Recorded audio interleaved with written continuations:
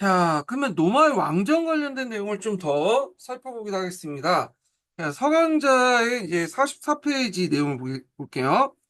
자, 니비우스에 따르면, 니비우스는 노마사를 썼던 그 유명한 노마 역사가인데, 요 사람도 예전에 공군력 기출문제에 나왔어요. 이 내용은 나중에 좀 얘기하고요. 자, 노마는 기원전 753년에 경 아이네아스의 16대 선인 누무스에 의해서 팔라테온 언덕에 건국되었고, 그때부터 기원전 509년부터 244년까지 7명의 왕에 의해서 통치되었다. 이렇게 있는데, 그래서 이제 7명이라고 왕이가 되어 있지만, 어떤 학자에 따라서 6명으로 이제 보는 학자도 있어요. 예. 그 왕은 정치와 군사, 사법과 종교의 우두머리로서 권력과 권위의 중심이 있었고, 노무스 이후의 왕은 종신직이었지만 세습되지 않았다. 왕이 사망하면 후임 왕은 원로원의 추천과 신대 제가, 그리고 민회에서 인민의 지지를 통해서 왕권이 수여받고 왕으로 즉위하고 했고 죽을 때까지 왕으로 최고 통치권 임페리움을 이제 행사했다. 임페리움은 통치권이라는 의미인데 임페리움을 이제 처음에 이제 그 뭐냐면 왕이 행사했다가 나중에 집정관이 행사했다가 나중에 황제가 되죠. 그래서 황제의 명칭 임페라투름이라는 말 있잖아요. 임페라투름은 원래 개성 장군들에게 일시적으로 이제 보여준 보여진 칭호인데 특정 사람이 독점하면서 이제 항제라는 이제 용어가 됐다고 이제 알려지고 있거든요. 그렇지만 또 임페리움을 행사한 사람이라는 의미도 또 있어요. 예. 하여튼 이렇게 있고 왕정기에 이탈리아 반도에서 라틴 외에도 여러 종족의 이탈리아인들이 퍼져 살았는데 그리고 로마 북쪽의 에툴리아인 멀리 남쪽에는 그리스 식민시가 저마다 세력을 떨치고 있었다. 자, 이런 대외 환경에 로마는 주변 민족들과 대립과 제휴를 반복하면서 영향력 확대해 나갔고 세계 부족으로 구성된 초기 로마 아까 얘기했죠. 그 당시 이제 로마 라틴족하고 그다음 사비나족 그다음에 또 하나가 이제 그 에툴리아인 이렇게 이제 구성된 그 뭐냐면 그 부족마다 10개의 쿠리아가 형성되는데 이런 30개 이제 쿠리아가 모임이 최초의 민회 쿠리아 민회다. 자, 이 민회는 왕을 선발하고 그 왕에게 임페리움 통치권을 부여하는 법을 제정함으로써 왕권의 지지 기반이 되었다. 자, 로마 사회는 초기부터 귀족과 평균 나눠졌는데 자, 요거는 파트리키라는 그 뭐냐 성이 있는 사람이라는 뜻이에요. 그래서 요거는 기병원지 활동했던 사람들이죠. 자, 평균이 나눠져 있었다. 로무스는 대귀족 관문의 수장들을 일종의 자문단으로 활용했는데 이들 로마 원론에 못 채워졌다. 자, 처음에 원로원 위원수가 100명이었지만 이후 로마의 세력권이 확대되면서 유역자들을 원로원으로 이제 받아들였기 때문에 그 수가 공화정 때 300명으로 이제 늘었다. 자, 원로원의 왕이 자문 기관이고 왕이 죽은 뒤 후임 왕을 선출하는 중추적 역할을 하였다. 이건 왕정 시기 때 관련된 내용이에요, 지금. 그래서 왕정 시기 때는 각각의 부족당 100명씩 착출해갖고 300명이 됐다는 거죠. 예. 그래서 이 왕정 시기 때 관련된 내용이고요. 공화정은 좀 달라요. 예, 공화정은. 자, 기원전 6세기에서 12개 도시의 연맹체였던 에투리아인들이 힘이 절정에 달해 북으로는 폰강 유역까지 남으로는 나티움을 넘어서 캄바니아까지 이제 세력을 떨쳤다. 자, 5대 왕이었던 타르퀴니우스 프리스쿠스가 시작으로 3대에 거쳐서 그 에투리아 이제 그 출신 왕들이 지배를 했다. 5대, 6대, 7대 이렇게 있는데 그 과정에서 왕권은 강화된 반면에 로마 귀족이 중추이 됐던 원로원의 권한이 약화되었다. 자, 그때 이제 이렇게 있고 왕정 말기에는 6대 왕 때 세르비우스가 계속 확대되는 영토를 보유해 기존의 현원을 기반을 둔 부족지를 해체하고 국가 영역의 지휘적 행정구역을 확대 입편했다. 그리고 세계 트리프스 체제를 해체하고 지역에 기반 20개 트리프스 체제를 확대 입편했다. 자, 이건 뭐냐면 우리가 이제 클래스템네스 개혁 아시죠? 네, 부족적인 헌혈적인 부족제에서 행정적 부족적이 개편됐잖아요. 이와 마찬가지야. 예전에는 세 개의 그 부족, 라틴족, 샤비아족, 그다음에 에투리아 계통의 세 개의 헌혈적 부족, 세 개의 부족이 있는데 이걸 해체하고 지역적 기반을 20개의 트리프스 제로 바뀐 거야. 그래서 여태 트리프스 의미는 원래 현원적 의미였다가 행정구역적 의미가 바뀌었다. 아까 이제 뭐와 비슷하죠? 크리스텐네스 개혁하고 좀 비슷하다. 이렇게 보시면 되겠습니다. 그리고 그는 또한 센선스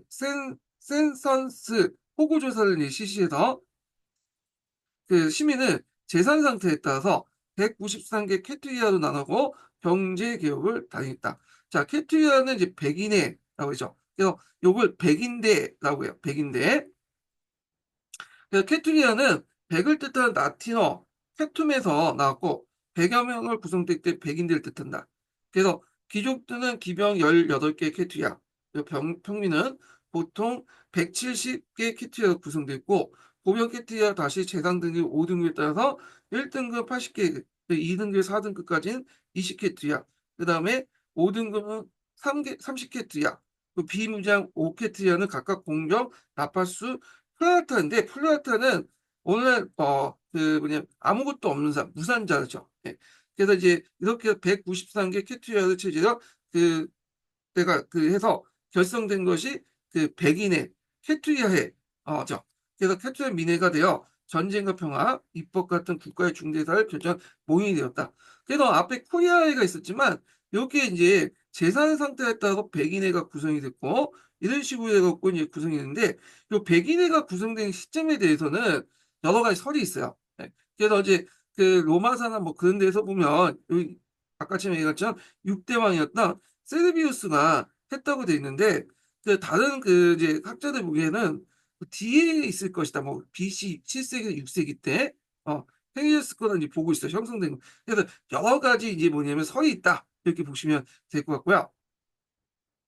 자, 하여튼 7등 그 타르퀴니스는 전임 황제에 확립된 합법적인 제도를 폐지하고 공포 정치를 펼쳐서 로마 귀족들의 반발을 샀고요.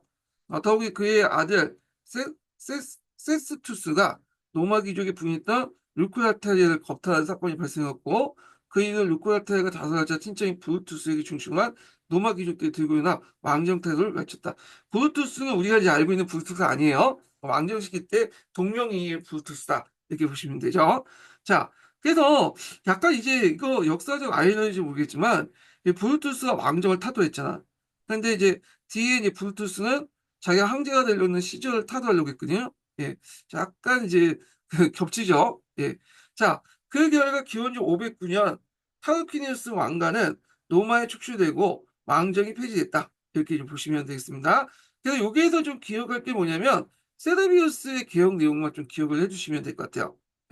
그래서 이 사람이 했던 게 이제 혈족적인 부족에서 행정구역적 부족 개편했고 그 다음에 재산 상태에 따라서 193개 캐티를 나눠가지고 백인대 그리고 백인회를 구성했다. 백인회는 나중에 다시 뒤에 좀 얘기할게요.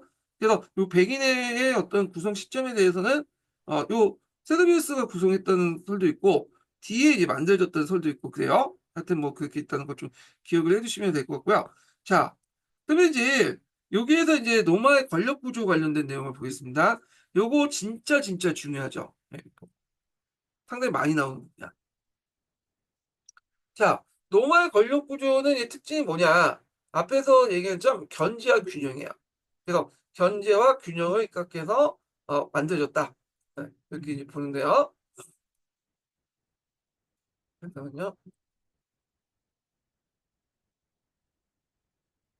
자, 노마 궁화정은 정치 구조의 핵심이 되는 원료는 있고 귀족적인 이제 귀족정을 이제 반영하고 있죠.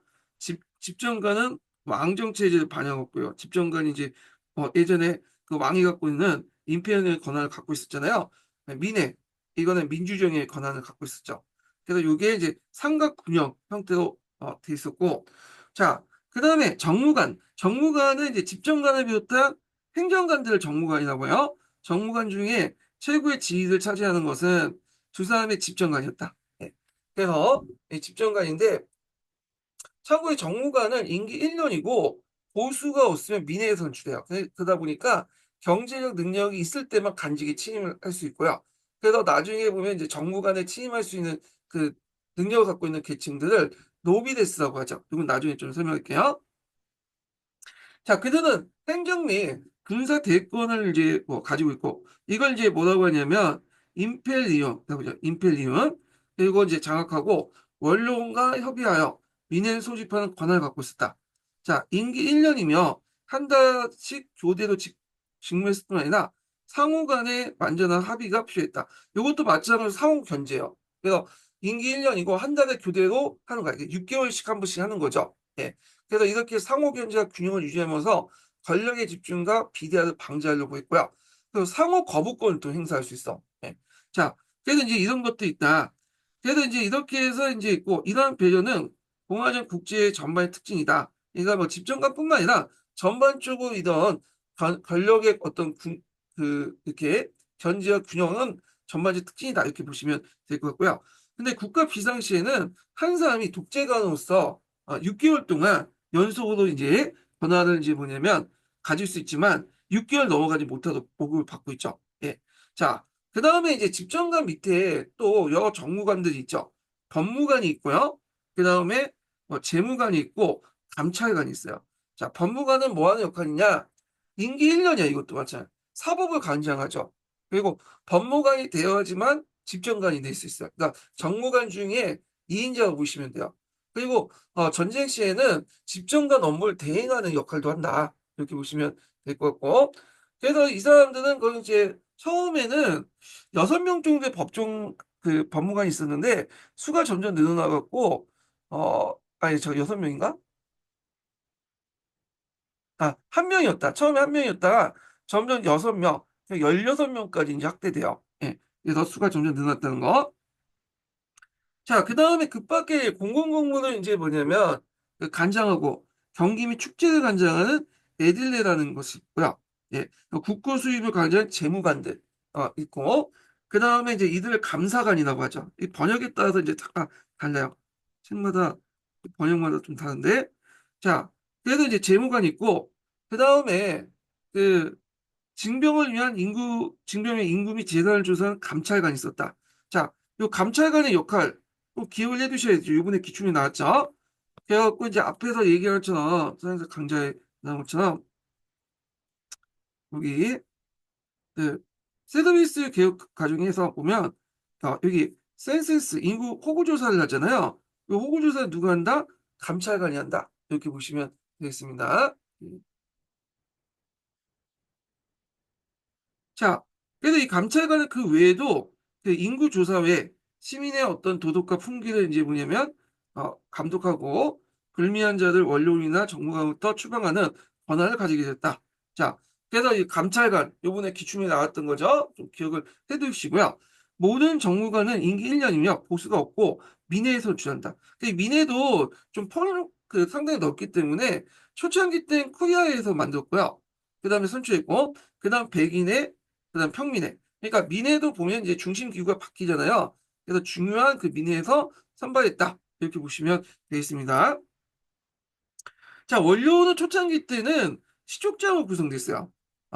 그래서 이제 후에 아테네 아우파우스의 이제 회의가 동일하게 정무관을 지닌 사람 구성됐는데 왕정 시기 때는 앞에서 말했지만 각 시족별로 100명씩 탁출해갖고 300명의 원료원이 구성됐다고 했잖아요. 근데 이제 그 이렇게 공화정 체제로 넘어가면서 이게 뭐냐면 그 아우파우스와 동일하게 정무관들 앞에 이제 집정관부터 해서 이런 사람들 있죠. 이런 사람 퇴임 후에 여기 원료원에 편입돼요. 그래서 이 원료원은 그 정무관으로 지낸 그 사람도 구성되고 임기가 종신이야. 그래서 이제 형식적으로 보면 집정관에 소집을 하고 집정관과 협의하는 기관이지만 실질적으로는 공화정 최고 기관이에요. 근데 원료원의 충고는 집정관도 거부할 수 없어. 왜냐면 집정관도 일만 하다가 이 원료원에 들어가야 되잖아. 그러다 보면 눈치를 볼 수밖에 없겠죠. 그래서 이 원료원이 상당히 이제 뭐냐면 강력한 권한을 갖고 있고 이 원료원들은 주로 이제 후에 노비데스 계층들이 독점을 했기 때문에 노비데스 계층, 또 원료원 계층이라고요. 예. 그래서 이건 또 나중에 그 로마의 그 계층 구조 얘기할 때 좀 다시 얘기하겠습니다. 자, 이들은 형식적으로 집정관에 의해 소집되었고 집정관의 협의에 응하는 기관이었으나 실질적으로는 공화정 최고 기관으로서 국정 전반을 거쳐 이른바 원로원의 충고는 집정관이 이를 거부할 수 없었어요. 그래서 위원회 수는 일정하지 않아 초기에는 300명 정도였으나 역사가 폴리비우스가 표현한 왕대 모임이었다. 아까 왕정 때 이제 300명 그 얘기고 정확하게는 이제 뭐냐면 정확하지 못해 아니 300명 대략으로 보시면 돼요. 왕정 때는 이제 100명씩 100명씩 뽑아갖고 한 거고, 원료원 때는 노비에스 뽑아갖고 대회장 한 300명 정도 이렇게 맞춰가지고 했다. 이렇게 기억을 해두시면 되고요. 그리고 이제 뒤에 뭐 귀족공화정이든 민주공화정이든 뭐냐면 형식상은 민주주의지만 이 원료원들이 실제로 통치하는 가두지배 형태였다 보시면 돼요. 이건 나중에 다시 좀 얘기를 해보겠습니다. 그리고 이 원료원의 역할 관련된 내용도 서양사 강좌에서 여기 나오는 원료원이 있죠. 예. 여기 원료원은 왕정 시기 때 원료원이에요. 여기는 앞에서 제가 얘기를 했던 그 원료원도 있죠.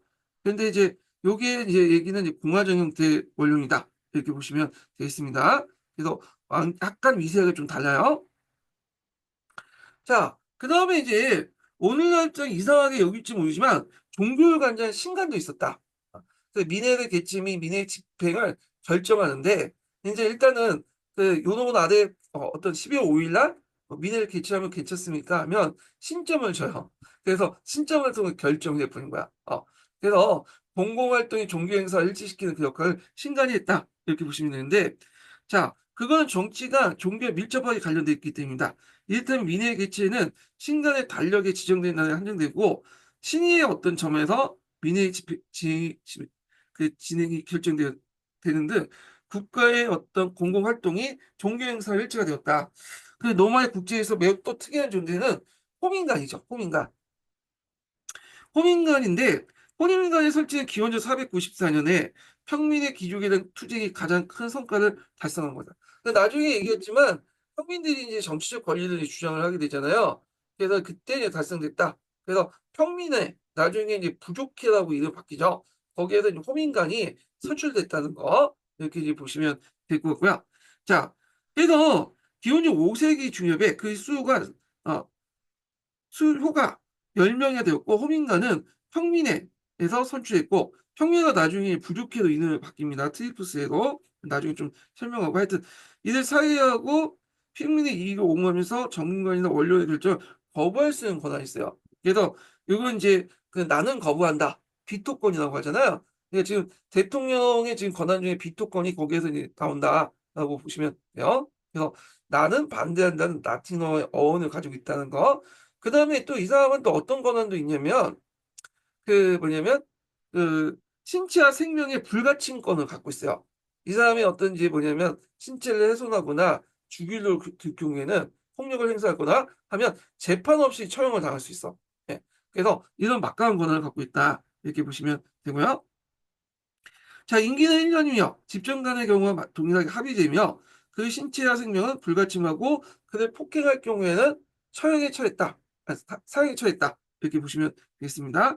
호민 간의 권한과 기능은 평민 세력의 신장과 더불어 확대 강화되었다. 호민관들은 우리가 이제 평민들의 이익을 대변할 것을 했기 때문에 일반 평민이라고 생각하지만 실제 집안 출신이 되게 좋아요. 그래서 노비레스 계층들이 주로 호민관들을 나요. 그러니까 노비레스들이 집정관도 하고 정무관도 배출하고 그다음 일반 호민관도 해요. 그리고 그라코스 형제의 그 호민관의 지도를 통해서 한 거죠. 다만 노비레스는 좀 약간 원료원 계급의 어떤 이익을 봉사한 반면에 호민관들은 좀 자신들의 출신은 귀족이지만 그 평민들의 이익을 이제 대변하는 강남 좌파 그런 역할을 했다 이렇게 보시면 되겠습니다. 예. 자, 노마의 민회가 나오는데, 노마 같은 경우에는 민회가 좀 복잡해요. 그래서 보통 우리가 이제 단원제, 양원제라고 하잖아요. 현대 민회, 그, 의회는. 근데 노마의 민회는 네 개의 민회를 가지고 있어요. 그래서 쿠리아에, 병사에, 또 백인에, 이렇게 있고, 평민에, 나중에 부족회라는 이름으로 바뀌죠. 그 인민회 나중에 트리플스 인민회로 이제 바뀌어요. 예. 그래서 코리아 같은 거 앞에서 말한 것처럼 혈족 단위로 이제 구성이 된 거야 혈족대로. 그래서 이제 세 개의 혈족을 기준해 갖고 각각 100명 이렇게 뽑는 거잖아요. 그러다 보니까 귀족들의 이제 입김이 셀 수밖에 없어요. 그거는요. 예. 그래갖고 이제 이렇게 있고 잠깐만. 그래서 세 개의 부족이 있었고 각 부족이 10명의 10개 쿠리아로 가지고 있고 각각의 이제 뽑아서 이제 구성이 됐다. 이렇게 보시면 되겠습니다. 노말 세개 부족이 있고 각 부족은 10개의 쿠리아를 가지고 있고 쿠리아는 여러 시족대에 소속됐다. 이렇게 했고요. 그래서 세부족이 10개씩 뽑아서 300명은 아니다. 3개가 각각 10개의 쿠리아를 갖고 있으면 몇 개씩 쿠리아가 갖고 있는 거야? 30개의 쿠리아로 구성되어 있다. 이렇게 보시면 될 것 같습니다. 자, 그래서 이제 이렇게 있고, 자, 뒤에 설명하게 된 기족에 대한 평례 투쟁 관련 이와 다른 민회들이 설립되는데, 그래서 이제 등장한 것이 이제 요 민회들이죠. 자, 여기에서 이제 좀 눈여겨볼 게 뭐냐면, 병사예요. 병사에는 뭐에 따라서? 재산 등급에 따라서 하죠. 예. 그 다음 평민회. 나중에 트리푸스라고 하죠. 테이프스, 그러니까 행정적 그 구역을 의미하는 테이프스임이죠. 그래서 요 말은 이제 평민은 지역에 따라 구성이 돼요. 지역에 따라. 그리고 테이프스 인민회인데 원래는 인민회로서 귀족들이 장악했던 거예요. 이것도 혈통이야. 그러다가 나중에 이제 민주화되면서 테이프스 인민회로 이름이 바뀌어요. 혈통이 아니라 지역 단위로 바뀌게 돼요. 그래서 정리해서 얘기하면 혈통을 기반으로 했던 뭐냐면 미네는 쿠리아해와 세계 부족에서 각각의 30개 쿠리아가 형성돼 있죠. 그래서 이렇게 이제 보시면 되고, 10개 쿠리아가 각각의 10개니까 30개 쿠리아가 구성되어 있고요. 그 다음에 여기 인민회, 이것도 혈통이죠. 초창기 때이면. 그 다음에 재산 단위로 구성된 것이 병사회. 그 다음에 지역 단위로 구성된 뭐냐면 민회가 평민회, 나중에 트리플스라고 하는 그 평민회. 그 다음에 인민회가 나중에 재산단 지역 단위로 트리플스 인민회 이렇게 해갖고 있죠. 자, 그래서 이제 기억을 해두시면 될 것 같아요. 이렇게 다시 이렇게 혈통, 쿠리아에, 그 다음에 인민회, 그 다음에 재산은 백인회, 병사, 병사에도 백인회, 그 다음 지역 단위가 트리푸스가 붙은 평민회, 나중에 트리푸스회라고 하는 거 있고, 이 인민회가 이제 바뀌어가지고 트리푸스 인민회, 이렇게 보시면 돼요. 그래서 이렇게 정리를 해볼 수 있습니다. 자, 여기 내용이 이제 쭉 밑에 있는데, 요 민의 부분이 중요하기 때문에, 특히 이제 예전에 나왔던 이제 병사에 있죠. 여기 중요하기 때문에 요 내용을 좀 정리 좀 해볼게요. 이게 이제 띄엄띄엄 돼 있어갖고 잘 안 돼 있어. 예, 그래갖고 제가 서양사 그 분석하는 과정에서 이렇게 좀 보겠습니다. 민의에 관련된 내용을 좀 볼게요. 자, 그래서 기출문제 제가 이제 여러 책들을 보고 정리한 내용이에요. 자, 민해에 관련된 내용이 있는데, 이렇게 볼게요. 자, 입법부에 해당하는 이제 쿠리아의 테이프스 인민회, 테이프스 평민회, 백인회. 테이프스가 붙은 거는 뭐냐면, 지역 단위야. 행정적 지역 단위. 이렇게 보시면 돼요.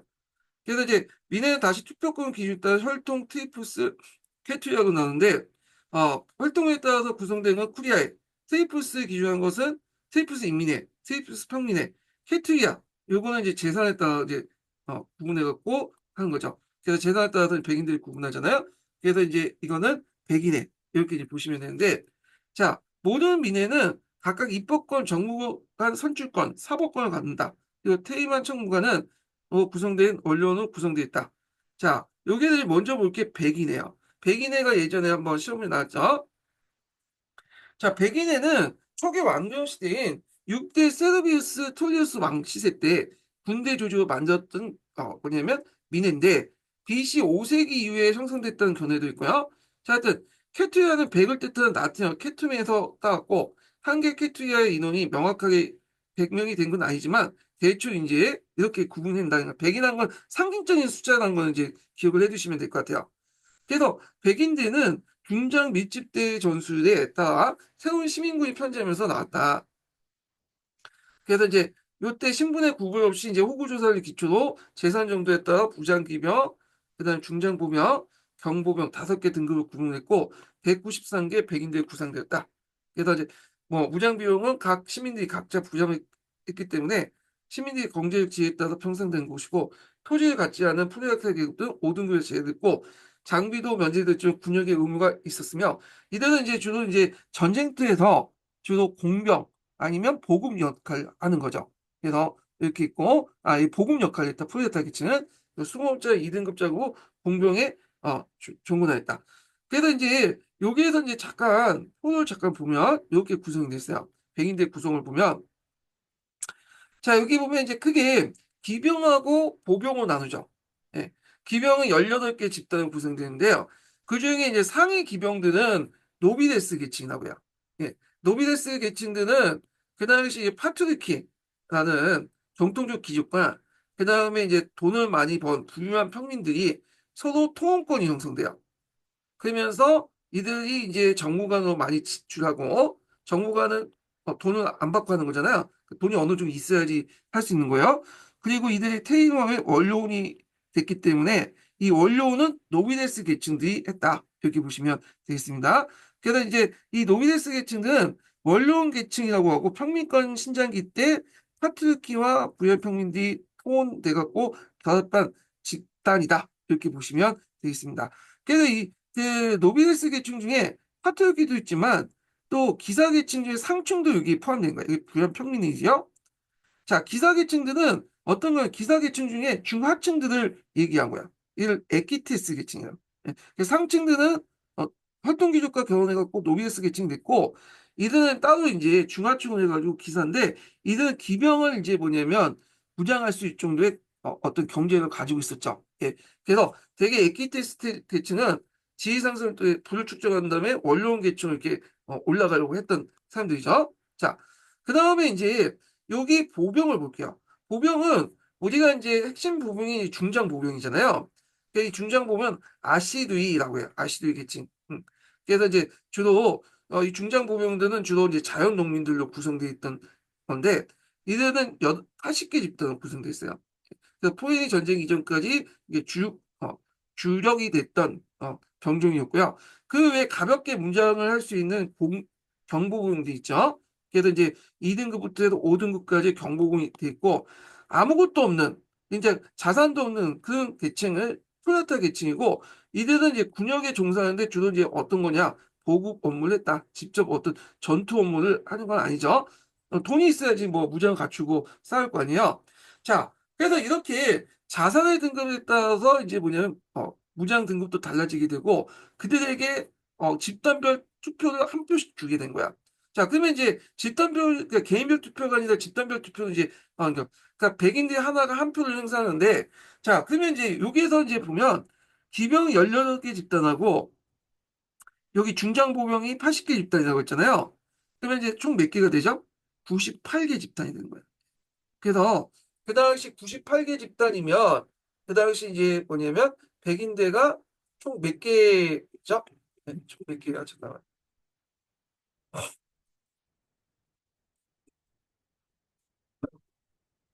193개인가요? 네, 193개 정도 되는데 이미 이제 뭐예요? 가반수가 넘어가잖아요. 그러니까 실질적으로 이제 투표는 여기까지만 의미가 있다. 그럼 밑에는 그냥 사표다. 네, 그냥 형식적이다. 이렇게 보시면 돼요. 그래서 그 당시에 이제 그 민주공화정은 이렇게 노비데스의 주도 아래 중장보병의 아시드위가 참여하는 형태다. 이렇게 보시면 돼요. 그렇지만 실제 정치는 누가 한다? 정무가인 노비데스 계층, 그러니까 올려온 계층들이 했던 체제다. 이렇게 보시면 돼요. 자, 그래서 이런 식의 이제 체제의 내용 좀 기억을 해주시면 될 것 같고, 이거 관련돼서 예전에 한번 시험문제 나왔습니다. 그럼 다시 이제 쭉 읽어볼게요. 그래서 여기부터가 이제, 어디야? 음, 요 관련된 내용이고요. 자, 그래서 이제 그 투표 방식은 개인별 투표가 아니라 집단별 투표예요. 근데 이 집단별 투표는 보통 이제 중세 시대나 고대 시대 때 다 거의 대부분 집단별 투표가 보시면 돼요. 예, 집단별로. 백인대가 집단별 투표였고 각 집단별 한 표씩 행사함으로써 중요한 의사결정을 했다. 그러나 무장 기병, 군장봉 1등급까지 가반수인 98%까지이기 때문에 2등급이 이하는 의미가 없다. 이렇게 보시면 되겠습니다. 예.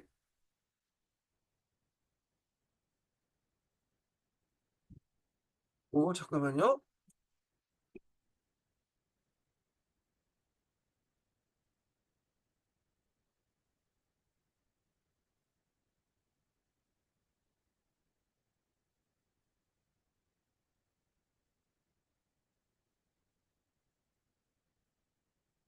아까 198개라고 했나요?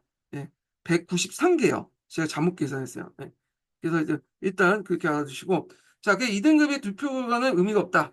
자, 백인대는 군사적 목적에 출발했지만 시간이 지나면서 초기 유엔 코리아의 권한을 이양받아 그 정치 영역까지 확대되어 법 제정이나 집정관 등 같은 주요 공직자명, 사법 기능 행사, 전쟁과 강화 결정 등을 했다.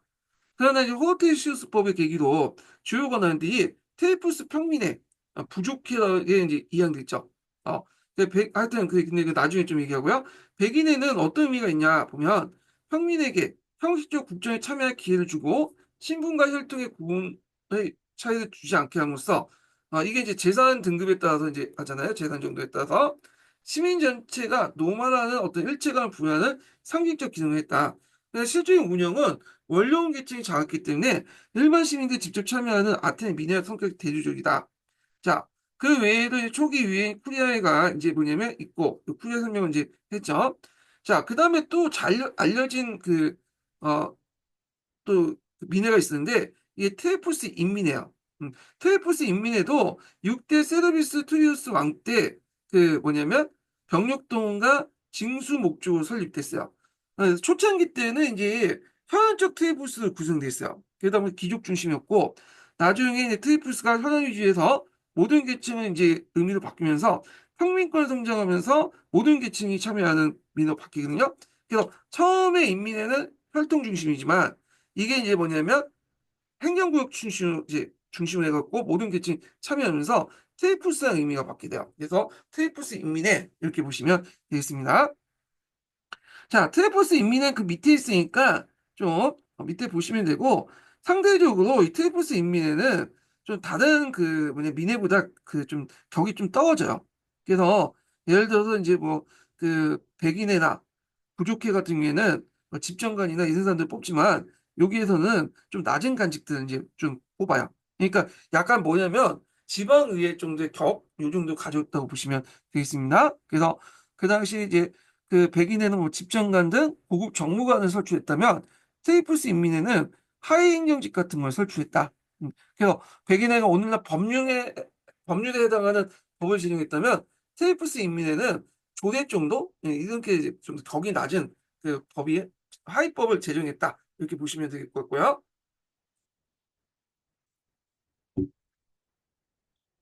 자, 그다음에 또 하나가 테이프스 평민회죠.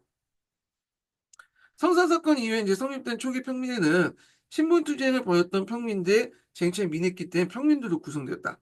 그러나 471년에 포퓰리우스법에 의해서 이게 서총에 있는 내용인데 트리푸스 평민회가 새로 개편되면서 모든 계층이 참여하여 민회로 전환되었다.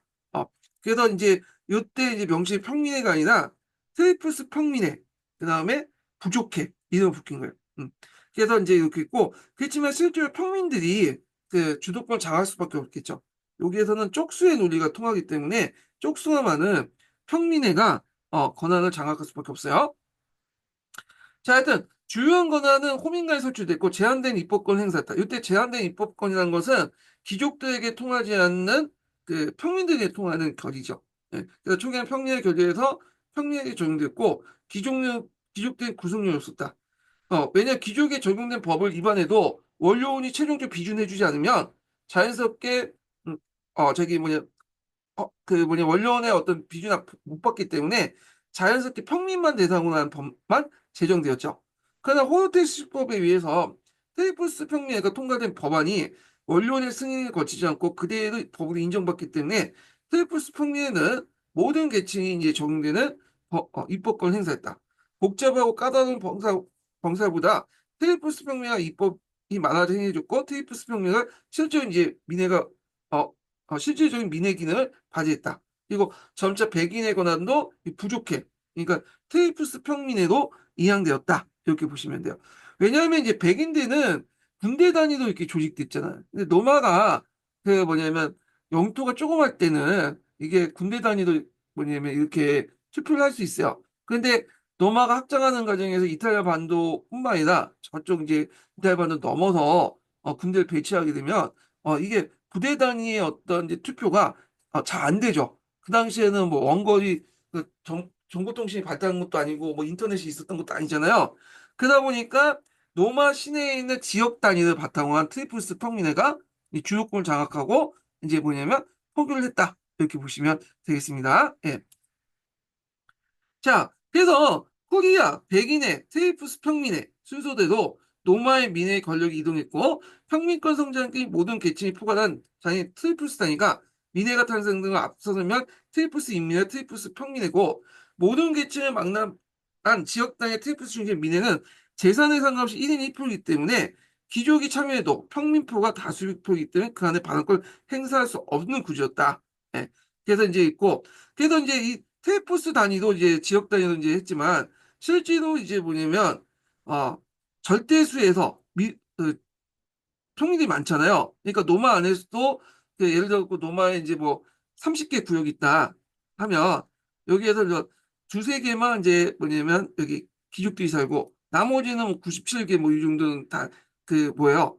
그 일반 민들이 사니까 지역 단위도 97개 나오면 얘는 두세 개밖에 안 나온단 말이에요. 예. 그래서 이렇기 때문에 이제 뭐냐면 트리플스 인민회는 나 트리플스 평민회 트리플스가 붙은 거는 당연히 뭐다? 노마의 어떤 시민들이 주도권을 정치에 장악해서 가독권 행사할 수밖에 없는 구조로 이런 것도 좀 기억을 해주시면 될 것 같고요. 자, 그래서 이제 요 내용도 있고, 그거는 BC 3세기 넘어가면서 노마가 팽창하자 노마 군대도 먼 거리에 배치되었고, 군대 단위 평승 때 백인에도, 백인을 단위 투표 행사하기 물리적으로 너무 불가능하기 때문에, 호르트 실법을 실시에 맞물려 민의 중심이 트리프스 평민으로 넘어갔다. 자, 이때부터 귀족들은 이제 일반 민중들의 이제 뭐냐면 마음을 사기 위해서 빵과 서커스하는 정책들을 했죠. 예. 그래서 이렇게 있고, 이 대표적인 게 삼두 정치. 노마 황제들도 빵과 서커스의 정치를 써서 민들을 잘 구워 삼아서 일종의 민회를 허수아비로 만들었다. 이렇게 보시면 되겠습니다. 자, 그래서 이제 이렇게 해서 한번 노마의 민회에 관련된 내용을 좀 설명을 했고요. 그러면 관련된 내용을 계속 읽어보겠습니다. 아까 이제 코리아에까지 읽었으니까 그 밑에 부분까지 계속 읽어볼게요. 자, 그 다음에 이제 뒤에 설명하게 된 귀족에 대한 평민의 투쟁 과정에서 이와는 다른 민회가 이제 성립되는데 그 하나가 병사회다. 예. 이는 전시민 병역의 의무를 전제로 시민들 193개, 아까 제 198개를 잠복해서 했는데 193개요. 193개 백인대를 조직했고 주의할 거는 이 백인대라는 건 백인은 뭐냐면 상징적인 숫자일 거지 실제 100명이 있는 건 아니에요. 네, 더 많을 수가 있어요. 자, 시민의 재산에 따라서 기병이 한 5등급으로 나눠 중장보병, 경장보병도 구분되어 군사조직을 토대 또한 일종의 시민총회다. 자, 이 병사에는 집정관을 포함한 고위 공무직들의 선출, 전쟁과 강화의 결정, 기타 입법 등 그 기능과 권한이 매우 컸는데 이 병사의 권한이 나중에 평민회로 옮겨가게 되죠. 다른 민회는 평민회인데 이를 트리플스라고 한다. 앞에서 원래는 평민회가 됐다가 나중에 무슨 법에 의해서 이름을 까먹었네. 아, 여기 보면 트리플스가 잠깐만 이게 무슨 법이죠? 폴리우스법인가? 네, 명칭을 까먹었어. 잠깐.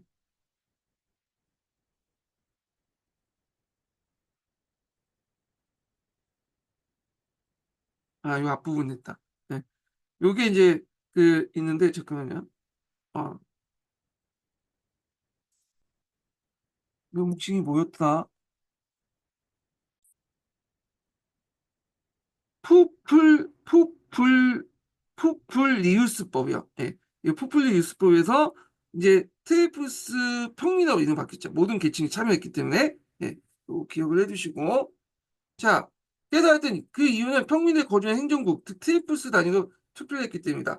그래서 이 평민에는 호민관을 설치하고 호민관의 그 의장이 되었고 초기에는 호민관의 거부권에 그 권한이 집중되어 있었으나 평민세의 신장과 더불어 정식으로 입법권이 인정되면서 그 중요성이 커졌다. 네. 그래서 여기 밑에 있는 푸풀필로스법 이렇게 있고 자, 그래서 귀족들도 이 트리플스에 참여하게 되죠. 근데 귀족들이 사는 구역은 너무 적기 때문에 실제로 평민들이 주도를 했다. 이렇게 보시면 되겠습니다. 자, 요거 석에 관련된 내용은 이제 중요하기 때문에 요 부분을 한번 여기 권력 구조 관련된 내용을 한번 이제 서강자나 서총에서 찾아서 한번 보겠습니다. 예. 일단은 이제 서강자 좀 볼게요. 자, 여기 보면 노마의 권력 구조 관련된 내용 볼게요. 자, 기원전 509년 에트루리아 출신 마지막이었던 타우키누스 슈베르쿠스를 보라는 로마인들은 공화정이라는 새로운 체제를 만들었다. 공화정은 정무관, 민회, 원론 이렇게 세력군을 이루면서 나라를 이제 이끌었고 왕 대신에 왕과 비슷한 고위 정무관인 콘솔, 집정관을 설치했죠. 그래서 타투리안 미엔에서 혈통귀족 출신으로 이제 선출됐고 1년 동안에 서로 협의하에 왕이 가지고 있던 임페리얼 통치를 행사했다. 자, 이 혈통 귀족 출신자들이라는데 이 초창기 때 얘기일 거예요. 아마 카툰을 만들 때 이게 이제 그 혈통의 파트리키라고 하는 사람인데 이 파트리키에서 노비데스로 바뀌었다. 이렇게 보시면 될 것 같고요. 자, 그러나 공화정 초기 때 귀족된 콘솔직 독점에 불만품은 평민들이 이른바 신분투쟁을 벌이자 기원전 367년에 그 콘솔직 두 자리 중에 한 자리를 평민 출신 할당하게 되는데 이게 니키누스 섹스티우스법이죠. 이때부터 평민 출신이라도 콘솔직에 영입하여 귀족주에 합류하게 됐다. 이때 이제 기사 상층인 평민층들이 그 당시 앞에 얘기한 것처럼 그런 그 귀족들 파트리키가 결합되면서 노비데스 계층들이 이제 여기를 독점하게 되죠. 결합되면서 때문에 노마 사회는 혈통귀족과 함께 새로운 지배층이 된 신귀족 노비데스가 등장했다. 여기는 노비다타스라고 라틴어 발음을 적어놓은 것 같아요. 예, 노비다타스는 혈통귀족과 새롭게 이제 등장 부유한 평민들, 귀족, 그러니까 기사 상층 계층이 결합되면서 만들어진 계층이다. 이렇게 보시면 되겠습니다.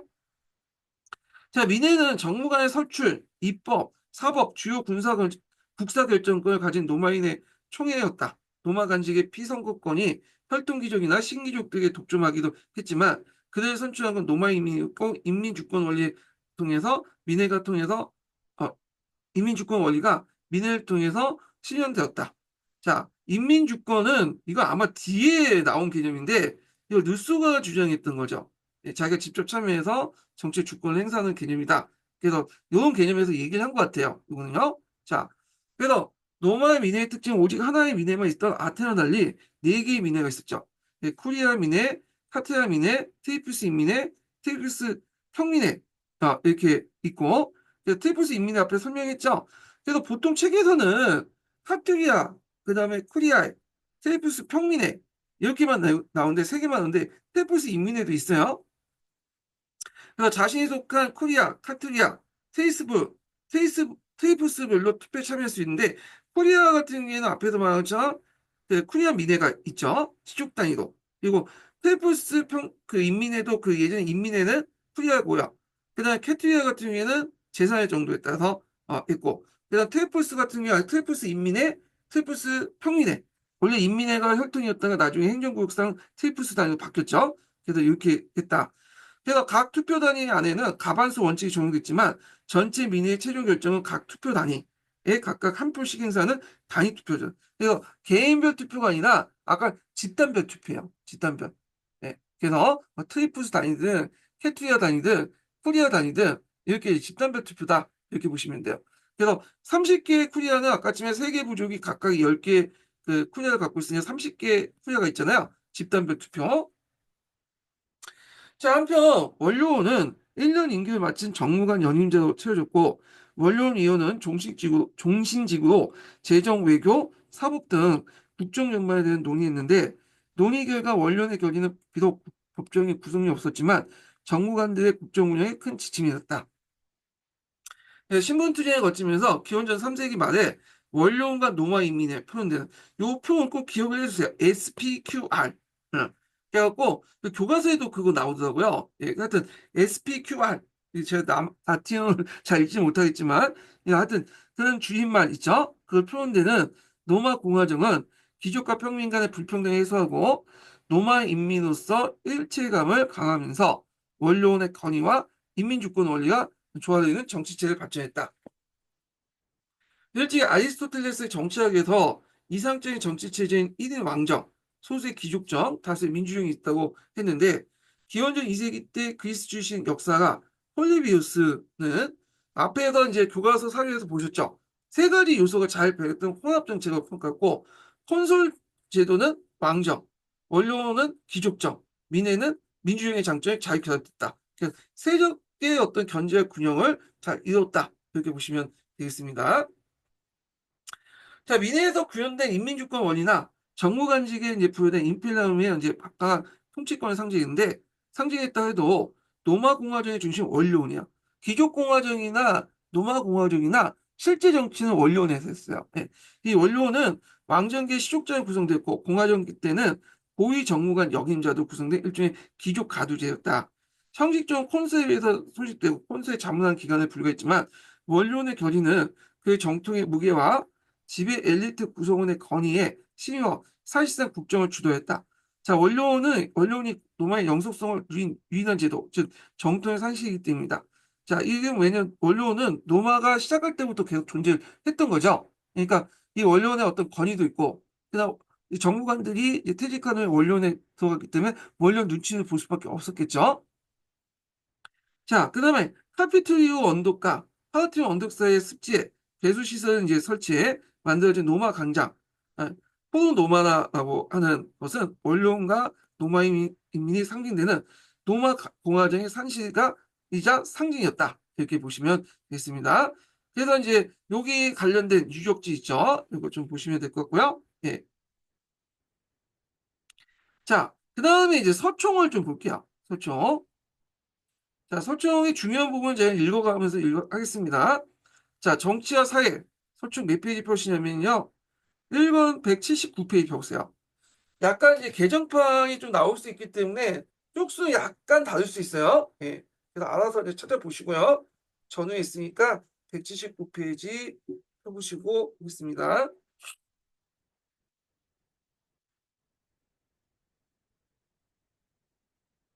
자, 초기 로마의 왕은 비록 군사, 사법, 종교 최고 권한은 가지고 있었으나 대체 간섭법에 따라서 제한을 받았다. 기록 300명이 구성된 원로원의 왕의 간섭법 위반 여부를 가정해 왕에게 처벌을 낼 수 있었고, 자, 로마 시민의 대부분이 이루고 있는 자유민은 두 개의 이치, 쿠리아와 카트리아에서 정치적 반응할 권리를 가지고 있었다. 가장 오래의 이치는 시민총회라고 하는 쿠리아이다. 그래서 로마의 민회는 실권이 없었다. 다만 행정관이 임명이나 그다음에 인준의 거부권을 가지고 있었고 그리고 그것조차 원론에 다시 거부될 수 있었다. 이건 아마 이제 초창기 때 쿠리아 관련된 내용일 거예요. 예. 그래서 이제 있고 자, 쿠리아에는 모두 30개 쿠리아, 그 세 개 부족이 각각 10개의 쿠리아를 가지고 있고 그 쿠리아별로 이제 집단별 투표를 하는 거예요. 자, 그래서 코리아는 군사적 종교적 목적으로 결성된 시옥 단위 집단이다. 그래서 각 코리아는 하나의 포글권을 이제 소유하고 있었다. 자, 이러한 집단 포글권은 후에 노마적 공화정 때 각종 집회에 적용됐죠. 그래서 뒤에 이제 쿠리아나 캐트리아나 테이프스나 딱 집단적 투표야. 예. 그래서 유럽 중세 포글권도 요와 마찬가지죠. 그래서 이제 삼부회 같은 경우도 있잖아요. 삼부회도 집단적 투표잖아요. 예. 그래서 코리아의 권한은 매우 제한적이었으며 왕이나 원론의 결정을 인정하는 기능에 없었다. 이 쿠리아 설명을 계속 이제 하고 있는 거예요. 자, BC 6세기 때 병역 복무 자격이 있는 모든 시민이 군사적 목적으로 캐투리아를 배속되었다. 하나의 캐투리아는 시민 100명을 조직되는데 주의할 건이 100명이라는 건 상징적인 의미이기 때문에 더 초과할 수가 있어요. 자, 그래서 이제 경제에 따라 6개 집단으로 나눠진 시민은 각각 다른 캐투리아로 배속되었고 노마 사회는 토지 소유권이 5개가 토지가 없는 무상계급 모두 6개가 있고 캐투리아 설명이 있는데 요거는 각자 읽어보시고 이 설명이 잘 돼 있는 것은 서강자에 있는 세르비우스 왕 때 기억이에요. 예. 그래서 캐티아의 기호는 6대 왕이었던 세르비우스 때 있었다고 했는데 이 법은 군사적 목적에서 제정되었으나 나중에 정치적 목적으로 확대되었다. 뭐 이렇게 있고요. 근데 이제 앞에서 캐티아의 그 설립 시점이 이때도 본 사람도 있고 한참 뒤에 5세기 때 본 사람도 있어요. 예, 요거 이렇게 보시면 되겠습니다. 자, 그 다음에 이제 넘어가서 뭐 사회계급은 이제 건너뛸게요. 예.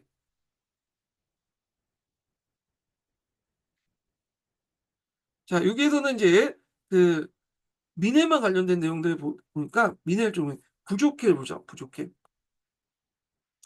자, 원래 평민회가 있었는데 이 평민회는 평민만 이제 가입을 할 수 있는 거죠. 근데 그 471년 잠깐 이게 표가 잠깐만요. 기출 분석을 제가 모르겠는데 471년으로 돼 있는데 어 이게 좀 오타예요. 오타. 이게 몇 년이냐면 음, 아까 적어놓은 거 어디 놨었어? 아닌가? 470년 맞나? 아 맞다 맞다. 착각했어요. 네, 제가 착각했어요. 네, 다시 하겠습니다. 자, 471년에 포플리우스, 요 이름도 외워두세요. 요즘에 서양사 개론에서 나오기 때문에 포플리니우스. 제 발음을 듣지 마시고 요거 쓰세요. 포플리우스. 예, 푸, 푸플, 푸불리우스. 아, 이렇게. 예. 자, 이 법에 따라 평민회는 부족히 확대가 됐는데, 이때는 모든 사람들이 했기 때문에 재산 정도에 따라 기존의 평민이 다 같이 부족했다. 그래서 지역의 어느 사람에 따라서 이제 뭐냐면 투표권 행사하게 되죠. 예. 그래서 부족해는 호민관이나 집정관 어느 쪽에 의해서 소집될 수 있었다. 후에 법정관직이 부활되어 집정관 직무일부를 인계함에 따라 법정관에 의해서 소집되기도 했다. 자, 호민관이 선출된 부족해는 입법권이 없었으나 카트리아나 원론에 인준된 법안의 값을 결정할 수 있었는데 요거는 이제 초창기 때 부족해 관련된 거예요. 초창기. 호르테시법에서는 이제 완전하게 이제 입법권이 없다. 이렇게 보시면 될 것 같고. 자, 캐트리아법 같은 경우에는 BC 450년경 군권주의 개편 계급 개편과 함께 캐트리아 기능이 강화되었다. 자, 군사적 목적에 출발한 이 기구의 권한은 점차 정치 영역 확대되어 종래 쿠리아 권한도 대폭 이양받았다. 그래서 캐트리아에서 집정관이 선출됐을 뿐만 아니라 법을 제정하고 공직자를 임명했고요. 또 대외 정책을 결정하고 주요한 사법기관 기능을 행사했다. 그야 부족해가 일반 시민의 권익 옹호 기관이었으며 캐트리아에는 원론과 함께 전반적인 토지를 담당하는 기관이 되었고 쿠리아의 캐트리아 부족회 중에 쿠리아는 종교 기능을 축소되고 캐트리아 권한도 점차 부족해 인양되었다. 그래서 여기에서 이제 앞에서 쿠리아의 캐트리아의 이렇게 부족해 트리플스라고 하죠. 이렇게 해서 있고 이렇게 얘기가 됐던 게 포르테시우스법이다. 이렇게 좀 기억을 해두시면 되겠습니다. 자, 이렇게 해서 이제 그 로마의 권력 구조 관련된 내용을 좀 봤고요. 그다음 사회 조직 관련된 내용을 좀 보겠습니다. 예. 자, 노마의 그 초창기 때 사회 조직이에요. 예. 근데 이 노마의 초창기 때 사회 조직이 후에도 이제 영향을 미쳐요. 네. 그래갖고 요 관련돼갖고 예전에 기출 문제 한번 나왔거든요. 예. 그래서 한번 볼게요. 자, 이상과 같은 정치 구조 설명은 평면적인 것에 불과했고 그 성격과 실체는 공화정식의 사회 구조와 신분 투쟁과 관련해서 비로소 정확히 파악할 수 있다. 그래서 공화정 초기 때 노마 사회 요거 예전에 기출문제 나왔던 건데 자, 귀족. 이 귀족은 파트리키라고요. 파트리키. 성을 가지고 있는 사람이라는 뜻이야. 그래서 보통 그 정근대 시대 때는 성을 가지고 있는 사람은 나름대로 뭐야? 지배층이었어요. 피지배층은 성을 가지고 있지 않았죠. 이건 뭐 우리나라도 그렇고 중국도 마찬가지고 저쪽 그 노마도 마찬가지예요. 자, 그다음 평민, 그 노예라는 세 신부가 구성됐다. 매우 특징적인 것은 귀족과 평민은 구별지 상호간의 통혼이 법적으로 허용되지 않은 좀 매우 엄격한 거. 자, 법적으로 허용되지 않는 것은 간습법이죠. 근데 이거를 명문화시킨 것이 뭐냐면 요번에 나왔던 시위법이야. 그러니까 시위법은 종전의 간습법을 명문화시켰기 때문에 예전부터 이런 뭐 법을 법적으로 허용되지 않았어요. 간습법으로. 시위법을 통해서 공인받았 명문화했던 거고요. 명문화했던 거고. 자, 귀족은 왕정기 때부터 명문 출신으로서 토지와 가축 소유에서 우월한 대지주였다. 그 수요는 많지 않았으며 공화정 초기 때 원료를 비롯해서 고위 정무관, 신간제를 완전히 독점했고 기병으로서 전투의 주력을 이루고 있었다. 그렇기 때문에 공화정 초기에는 로마 정치 체제의 실질 정치 귀족 정치였다. 자, 이에 비해 평민은 노예에 달리 자유인이었으나 경제적으로 신분적으로 귀족보다 하위에 있었고 처음에는 정치적으로 완전히 제외됐다.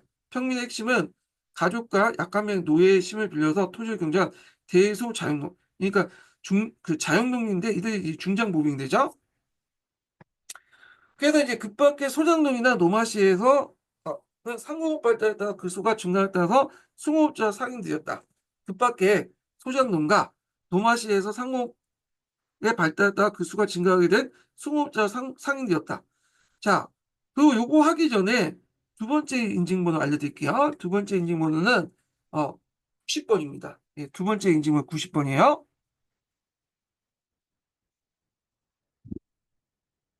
자, 그래서 이제 여기 보면 그 평민 속에서 노마사의 특이한 존재로서 종속자, 피보호자 제도가 있었다. 자, 요거 피보호자 관련된 내용이 예전에 시험 문제 나왔죠. 요거 그래갖고 이제 앞에서 얘기했죠. 노마 초기 때 어떤 계층 구조나 이런 것들이 그 공화정 때까지 계속 지속이 되는 경우가 있었거든요. 예. 그 중에 이제 하나가 이 피보호자 제도야. 예, 피보호자. 그래서 요 예전에 마리우스라는 사람 있죠. 경제기업을 했던 이 마리우스도 예전에 귀족의 피보호자 신분이었어요. 그래서 그 관련된 인물이 예전에 한번 시험에 나왔던 건데, 자, 로마 사회의 기본 단위는 가족이었고 국권, 즉 가부장의 권한이 절대적이라고 할 정도 간대했다. 그러나 귀족의 경우 처자식 이외에 노예와 피보호자가 그 가족 속에 포함되어 있었다. 자, 이 피보호자는 일반 평민과 동일하게 자유인이면서 보호자인 귀족의 신이로서 매겨졌고 법적 인격이 인정되지 않아 보호자가 그를 대신해서 법정에 나가 번호를 해야 됐다. 이게 뭐냐면 이 사람은 이제 자유민이지만 법적 인격 그러니까 법적 인격은 뭐냐면 이제 자기가 법률로서 이제 그 권리를 행사할 수 있는 그것을 말을 하죠. 근데 이걸 인정하지 못했다는 거야. 인정받지 못. 그러니까 오늘날 금치산자 같은 거 있죠. 정신이 좀 오락가락하거나 미성년자거나 좀 정신 그 IQ가 좀 낮은 정신 지체하고 그분들은 이제 금치산자다 해갖고 법적인 권리는 완전히 행사할 수 없잖아요. 법적 대인이 행사하지. 그래서 그 법적 대인 역할을 누가 했냐면 요 뭐냐면 보호자가 했다. 이렇게 보시면 돼요. 그래서 보호자와 피보호자의 경제적 관계는 확실치 않으나 피보호자는 보호자에 따라 종군하는 등 문신양면으로 이제 보호자의 보호에 보답했으려고 생각된다. 그래서 피보호자가 완전히 자유인이 되고 토지 소유자가 되어 독립할 경우 이전의 종속적 관계를 그대로 유지한다. 그리고 이게 이제 공화정 말기 때 계속 유지가 되고 앞에서 17년도에 마리우스와 관련돼 갖고 이 마리우스도 예전에 이제 피보호자 신분이죠. 요 관련돼 갖고 예전에 시험 문제 나왔다는 거 좀 기억을 해두시면 되겠습니다. 예. 자, 이상과 같이 이제 사회 구조를 보아 당연히 예상되는 것은 평민들이 법적인 평등과 정치 권력수에 참여한 노력의 투쟁이었다. 자, 이를 가리켜 신분 투쟁을 하며 이 투쟁은 도시국가인 로마가 이탈리아 반도 통일하는 과정에서 나날이 진행되었다. 자, 앞에서 이제 초창기 때 군대는 기병 중심이었죠. 그런데 이 남이탈리아 지역에서 그 당시 그리스 식민도시들부터 중장보병 형태의 이제 중장보병이나 팔랑크스 같은 이런 이제 밀집대응을 이제 받아들였단 말이에요. 그래서 점점 이제 중장 보병 중심으로 이제 군대가 개편이 돼요. 그래서 피를 흘렸기 때문에 평민들 입장일 때는 정치 권리를 주장할 수밖에 없는데 당연히 이 평민들의 정치적 권리에 대해서 주장에 대해서 귀족들은 잘 안 들어주죠. 그러니까 거기에 이제 평민들과 귀족 간의 어떤 다툼이 일어났고 이런 것을 신분투쟁이라고 했다. 이렇게 보시면 되겠습니다. 근데 신분투쟁은 도시국가의 노마가 이탈리아 반도를 이제 통일하는 과정에서 일어났다. 이렇게 보시면 될게요. 되는데, 자, 그러면 이제 보면, 자, 평민들의 반항이 일찍이 기원전 5세기 초에 시작되었다. 기원전 494년에 평민들이 노마시로부터 철수하여 성상에 집결시켰다.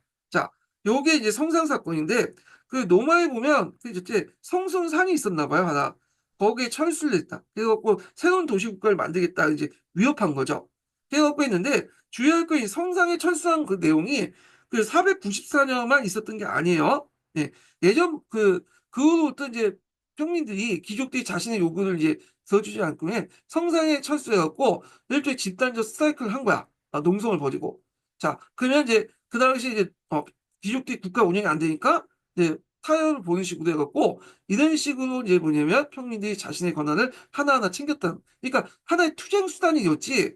그 성상 사건이 딱 한 번만 있었던 게 아니야. 성상 사건은 여러 번 있었다. 이렇게 보시면 돼요. 선상에서 철수를 해가지고 뭐냐면 이렇게 자신의 의견을 관철시키는 그런 것이 하나의 뭐냐 투쟁 방법이었다는 거. 그 밑에 있죠.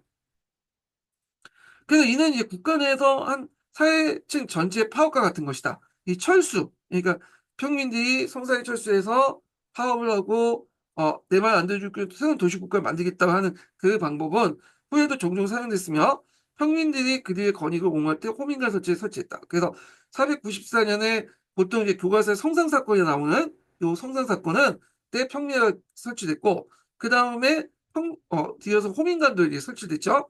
자, 그다음 공화정 초기부터 노마는 끊임없는 전쟁을 하였고 귀족은 전쟁 수행을 위해서 평민에 의존하지 않을 수 없었으며 노마의 영토가 넓어짐에 따라서 자유로운 평민의 토지 소유자가 수요가 증가되었다. 자, 이런 평민 세력의 신장 앞에 귀족들의 양보를 거듭하지 않을 수밖에 없었고 그러니까 기원전 451년에 시위법으로 알려진 성문법이 제정돼서 귀족의 자의적인 법 운영이 배제되고 기존의 445년에 귀족과 평민의 통혼이 법적으로 인정되었다. 이걸 카노레이아 법이죠. 예. 자, 그래서 이제 여기 시위법이 나왔기 때문에 시위법과 관련된 내용을 좀 보겠습니다. 그 시위법은 이제 로마 최초의 성문법이라고 볼 수 있어요. 이거 좀 정리한 걸 좀 볼게요.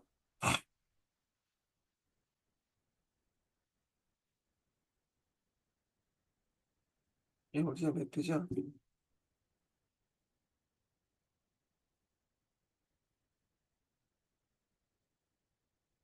자, 로마 최초의 성문법이라고 볼 수 있는데 그래서 평민의 성목법 요구를 이제 반영했다. 근데 로마 최초의 성목법 이전에 발레리우스법도 있어요. 사용원도를 받았을 때 평민이 큐티아 상소에 쓴 권리다. 그래서 이거는 좀 약간 그러긴 한데 교과서는 뭐 보통 이렇게 적혀 있으니까 하여튼 있고. 그 예전에는 간습법이라 해갖고 이 간습법이 이제 예전부터 계속 내온 법이잖아요. 근데 이게 귀족들이 자의적으로 해석을 해가지고 자기 멋대로 법을 집행을 했어요. 그래가지고 안 될 때 명문화 시켜달라 해가지고 종전의 간습법을 귀족들의 자의적 해석하는 걸 막기 위해서 명문화 시킨 것이 시비법이다. 이게 시비포법이다. 이렇게 보시면 돼요. 예. 그래서 요거는 이 시비포법을 써야 되는 것은 뭐 새로 만든 것보다는 예전부터 내려왔던 간습법을 명문화 시킨 거야. 명문화 시킴으로써 귀족들의 자의적인 어떤 해석을 막고자 한 거죠. 자, 그래서 이제 요 내용도 있는데 이 12법법이 올해 기출문제 나왔고 예전에 역교론에서도 한번 문제 나왔거든요.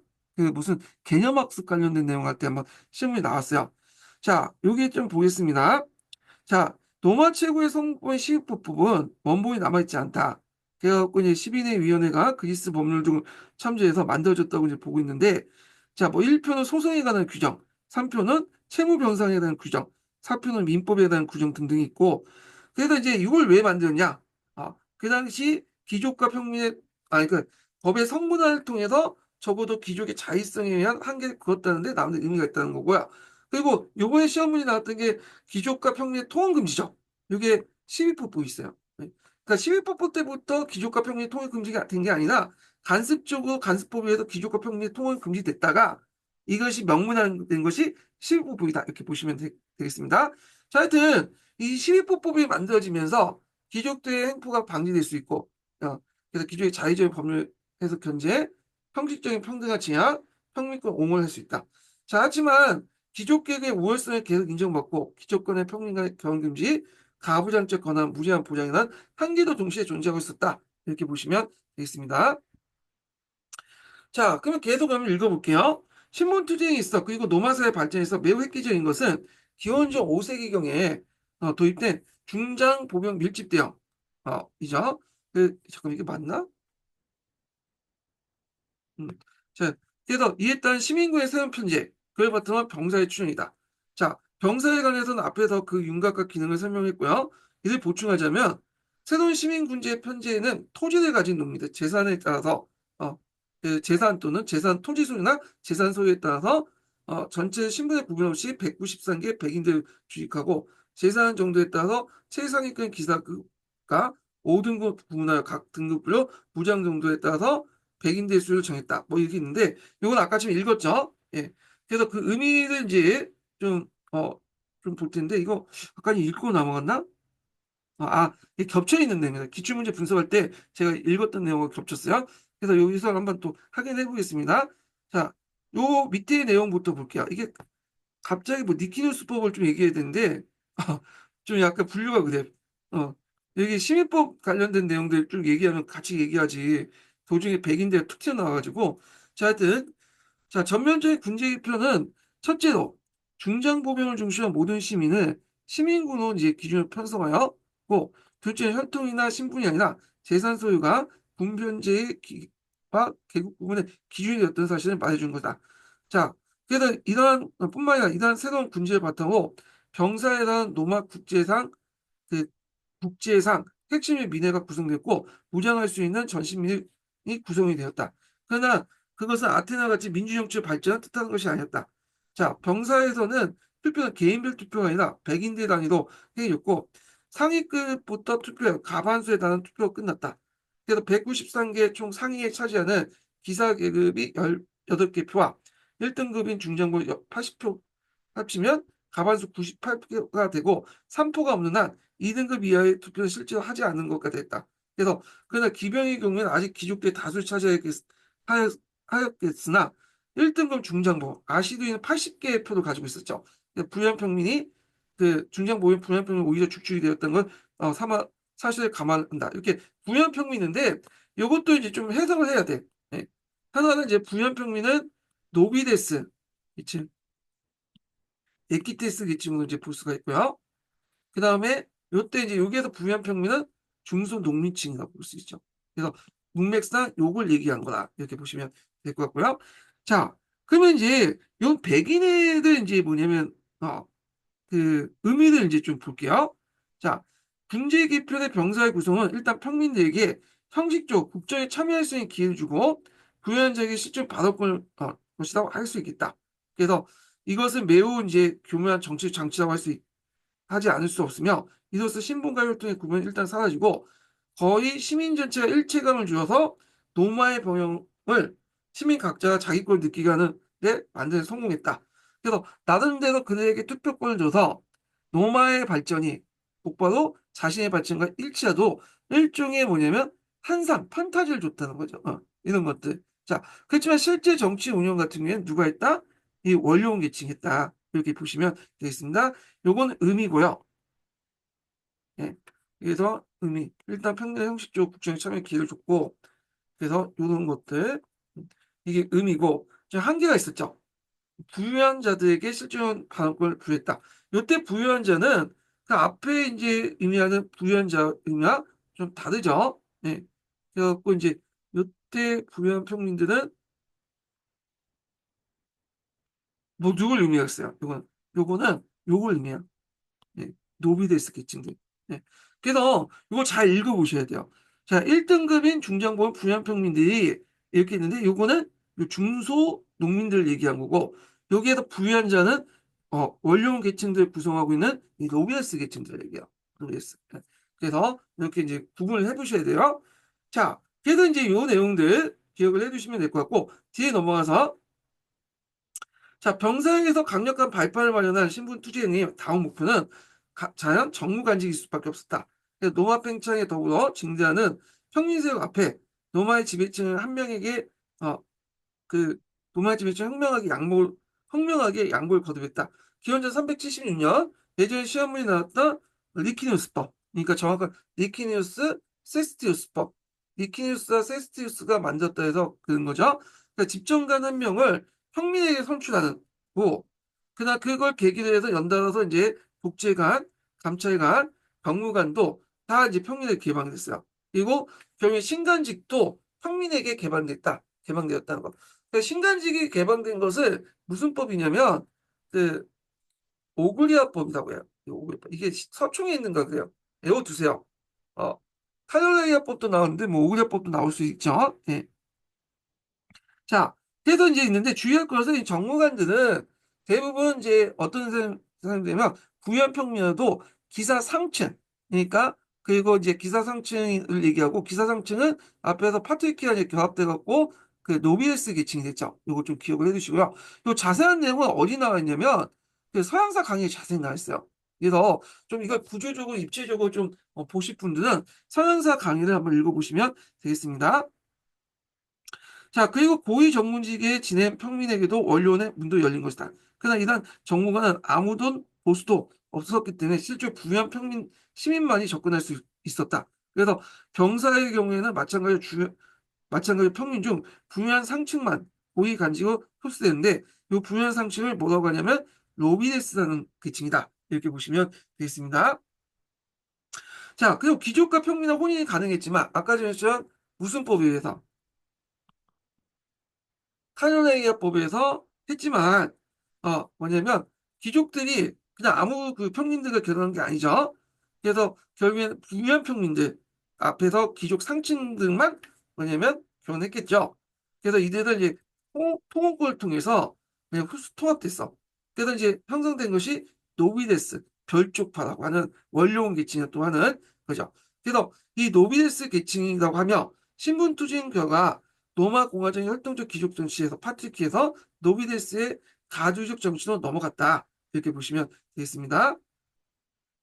자, 평민에게 집정가는 문을 연 리키누스법은 그밖에 토지 소유의 상한선을 506이다를 정하고 유역자들 대토지 경병을 폐달 방지하고 있다. 그래서 그 당시 공유지를 무단으로 점유하고 있었던 잠깐만요.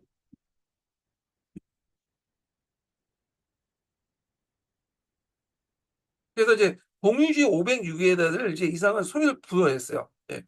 그래갖고 506에다를 가지고 있으면 뺏어가지고 이제 국가 수익원에 들어가는데 공유지가 뭐냐면 요걸 이제 좀 설명을 할 필요가 있어요. 여기는 상한서 506인데 공유지라는 말이 있거든요. 예. 그래서 상한서 506에 정하여 유적지의 대토지 금을 폐단을 막으려고 했는데 누구에게도 공유주 506회 이상의 소유를 불허한다. 이 내용이 있어요. 근데 이제 이게 뒤에 만들어졌던 설도 있어요. 이게 기원 367년에 만들어졌던 설이 아니라 기원 2세기 때 보는 것이 그 역사가의 중론이라고 보고 있거든요.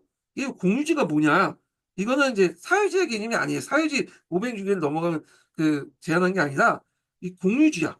공유지 뭐냐면 이 노마가 팽창하는 과정에서 그 노마가 팽창하면서 여러 도시국가들이 국가하고 개별 동맹을 맺게 되거든요. 그러면 이 개별 동맹을 맺은 도시국가들은 노마에게 일정한 땅을 줬어요. 땅을 이제 기탁을 했죠. 이게 공유지야. 아, 그래서 요 공유지를 뭐냐면 그 원룡기 그 니키우스법에서는 506가를 귀족들이 차지하지 못하도록 하는 법이 이 내용이다. 그래서 공유주의지 사유지라는 개념이 아니에요. 개인 토지가 아니라 그 노마 도시 국가들이 노마한테 그 바쳤던 땅 이걸 공유지라고 하는데 이걸 506가다 이상을 차지하지 못하도록 하는 법이 니키누스법이다. 이렇게 보시면 되는데 뭐 여기까지는 자세한 거고요. 그냥 대토지 소유를 뭐냐면 정했다. 소유 제한을 정했다. 그냥 그렇게 외워두세요. 그냥. 예. 자, 이 규정 그대로 지키지 않았으나 매우 중요한 부수적인 결과를 가져왔다. 그거는 일반 시민들이 평민들의 도락을 목이 커졌고 실제 정복한 땅이 평민들이 많이 분할되었다. 앞에서 말한 것처럼 공유지는 그 노마 도시 국가들, 그러니까 노마하고 맺은 동맹 도시들이 노마에게 갖다 바친 땅이잖아요. 근데 그 땅을 그 당시 그 유력한 귀족들, 원령 계층뿐만 아니라 누구한테도 일반 시민들도 일부 도와갔다는데 의미가 있다는 거죠. 예, 그거 좀 기억을 해두시면 돼요. 그래서 요 개념을 모르면 그 뒤에 있는 그 내용을 이해하지 못하는 거야. 예. 그래서 그냥 간단히 요약하고 그냥 토지 상한선을 정했다 하면 그냥 넘어갈 수 있지만 요게 이제 있죠. 그래서 요 토지의 상한의 어떤 제한의 의미가 뭐냐라고 쓰면 요걸 쓰셔야 되겠죠. 그럼 요걸 쓰라고 하면 이걸 이해하기 위해서는 그다음에 공유지라는 개념부터 좀 이해를 할 필요가 있다는 거죠. 자,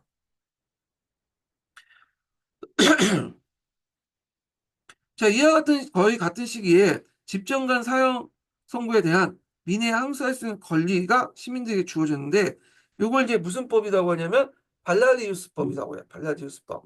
아까 전에 얘기했는데 이 발라디우스법이 이게 몇 년에 있는지 정확히 모르겠지만 제가 이게 BC 509년으로 돼 있더라고요. 다른 책에서는. 예. 근데 여기는 비슷한 시기라니까 그냥 외워두세요. 그냥 중요한 건 아닌 것 같아. 왜냐면 고대사 그 역사 기록문이 부족하다 보니까 정확하지 못하니까 왔다 갔다 할 수 있어요. 로마사도 마찬가지, 그리스사도 마찬가지고요. 그래서 하여튼 발라리우스법 외워두세요. 요거 나올 수 있겠죠. 왜? 앞에서 얘기한 것처럼 그 당시 이제 카놀레이어법도 오늘 나왔기 때문에 오글레이어법과 발라디우스법도 나올 수 있다. 이렇게 보시면 그렇고요. 자, 이제 신분투쟁으로 남은 가장 중요한 건 평민의 권한 강화죠. 자, 이때 평민회는 이제 부족해로서 이제 모든 그 계층이 포함된 그 평민회죠. 자, 이것 또한 철수한 방식, 선산에 가서 철수한 투쟁 방식이고 기원전 3세기 초에 포르테우스법에 의해서 뭐냐 해결되었다. 평민의 결정이 원론의 승인에 거치지 않고 그대로 법으로 인정하게 되었으로써 이로써 평민회는 정식으로 엄연하게 입법권을 행사할 수 있고 그 이유는 이제 복잡하고 까다로운 병사회보다 평민회도 입법이 많이 해졌고 평민회가 실제 병사의 어떤 권한을 이양받아서 실제 민의 기능을 발휘했다. 아까 지금 얘기했죠. 노마가 이제 팽창하면서 군대가 점점 그먼 거리에 배치되기 때문에 실제로 이제 투표가 잘 이루어지지 않고 그래서 지역 단위 노마 시민을 대상으로 지역 단위로 테이프스가 이제 주요 권한을 장악했다. 이렇게 보시면 되겠습니다. 자, 이제 2세기 넘는 긴 신분투쟁도 끝냈다. 자, 이 긴 투쟁을 통해서 평민들은 귀족과 형식적으로 거의 완전하게 동등해졌고 이로써 노마는 모든 시민이 공동체적 일체감을 견고하게 간수할 수 있게 되었으며 그러한 일체감으로 단합된 시민공동체와 그것을 바탕으로 조직된 시민군은 노마 편제의 거대한 힘이 되었다. 그래서 여기에서 볼 수 있듯이 선거하고 군역의 의무는 서로 연결돼 있어요. 예. 그래서 나가 선거권을 갖고 있다는 거는 공동체의 한 인원으로서의 어떤 자부심을 갖고 있는 거잖아요. 그러니까 그 자부심을 바탕으로 군역의 의무를 수행해야지만 이렇게 이제 효율적으로 수행할 수 있죠. 징병제에서. 그래서 이 당시 이제 근대 국가되면서 징병제를 실시하면서 그 대가로서 선거권을 줬던 이유가 다 그런 이유야. 노마와도 마찬가지지만 선거권을 주면서 사람들 공동체의 어떤 의미를 소속감을 느끼게 되고 그 소속감을 바탕으로 해서 군역의 의무를 뭐냐 아무런 대가 없이 수행할 수 있기 때문에 그런 거죠. 예, 그거 연결돼서 이제 보시면 되겠습니다. 더구나 신분투쟁 과정을 통하여 격심한 계급투쟁이나 유연한 사회혁명이 양상이 나타나지 않았고 귀족과 평민이 절충과 타협을 양보함으로써 그 당시 그러한 단합이 이루어졌던 사실은 노마 팽창에 크게 공헌하고 있었으며 또한 거기에 노마의 통치 계급의 혁명한 정치 감각을 엿볼 수 있다. 그래서 노마 평민권의 신장 과정을 이제 좀 얘기를 했습니다. 자, 요 관련된 내용을 제가 이제 다음 시간에 서총을 중심으로 해서 좀 볼게요. 요즘에 서총이 이제 실용 문제 나왔기 때문에 서총을 좀 볼 필요가 있어요. 여기 부분요. 예. 그래서 서총 중심으로 다음 시간에 읽어보기로 하겠습니다. 자, 오늘 끝까지 강의 들으냐 수고하셨고요. 예, 다음 주에 뵙겠습니다.